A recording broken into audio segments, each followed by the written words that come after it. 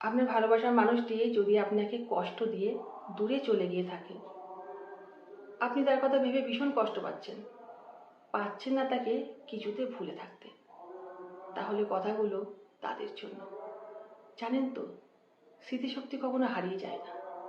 স্মৃতিশক্তি আমাদের এমন একটা বন্ধু যা কখনো বেইমানি করে না। যদি কখনো আমাদের স্মৃতিভ্রম হয় তাহলে সেটা অন্য কথা। স্মৃতিশক্তি তো পারে আমাদের অতীতকে সবসময় তাজা রাখতে। তাই আপনি কখনোই পারবেন না তাকে ভুলে থাকতে। আমরা কেউ কখনো পারিনি, জানেন তো। আমাদের ভালোবাসার মানুষগুলো যখনই আমাদের জীবন থেকে অনেক দূরে চলে গেছে, চেষ্টা করেছি, মনে মনে অনেকবার বলেছি তাকে আর মনে করব না, এবার ভুলে থাকতে হবে। কিন্তু আমরা কেউ আজ অব্দি হলপ করে বলতে পারিনি যে সেই মানুষটাকে আমরা ভুলে যেতে পেরেছি। ভোলা কখনো যায় না, আপনিও পারবেন না। হয়তো তার স্মৃতিগুলোকে বা ভালোবাসার সেই মুহূর্তগুলোকে আপনি ক্ষণিকের জন্য ভুলিয়ে রাখতে পারেন, কিন্তু তাকে চিরতরে ভুলে থাকতে পারবেন না। এখন আপনাকে এমন কিছু করতে হবে, এমন কিছু পেতে হবে যার সাহায্যে আপনি তার স্মৃতিকে কিছু সময়ের জন্য ভুলিয়ে রাখতে পারেন। হতে পারে সেটা বই পড়া, গান শোনা, মুভি দেখা, যে কোনো আনন্দদায়ক বিষয়ের মধ্যে আপনাকে নিজেকে জড়িয়ে রাখা।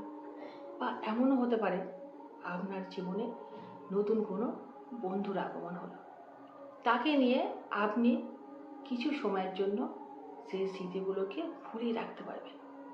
কিন্তু যত সম্পর্কই আপনার জীবনে আসুক না কেন, যত কিছুর মধ্যে আপনি নিজেকে ব্যস্ত রাখুন না কেন, আপনি যখন একা হবেন তখন কিন্তু সেই স্মৃতিগুলো আবার তাজা হয়ে আপনার সামনে ফিরে আসবে।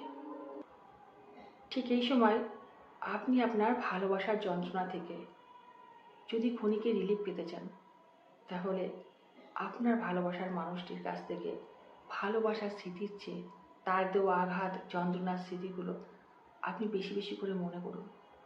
যদি মনে করেন আপনার ভালোবাসার স্মৃতির থেকে তার কাছ থেকে পাওয়া আঘাতের স্মৃতির পরিমাণটা অনেক বেশি, তাহলে তার প্রতি আপনি রাগ আনুন।